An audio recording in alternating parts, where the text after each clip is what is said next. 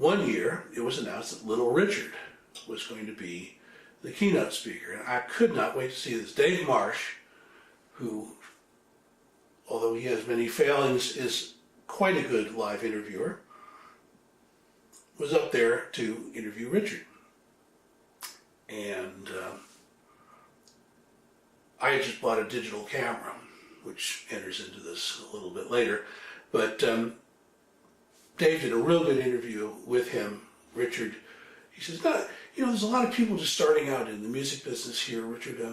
And I wonder if you could boil down your experience to one piece of advice to them, what would it be?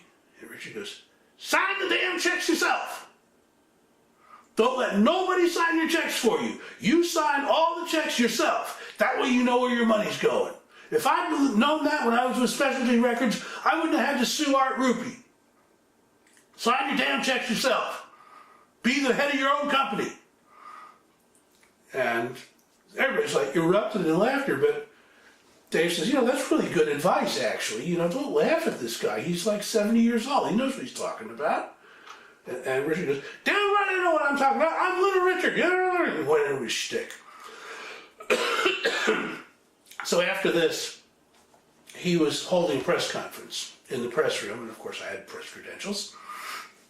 So I thought, oh, I've got this digital camera. I bet I can get somebody to take a picture of me and Little Richard, which I would really like to see. I'd like to have.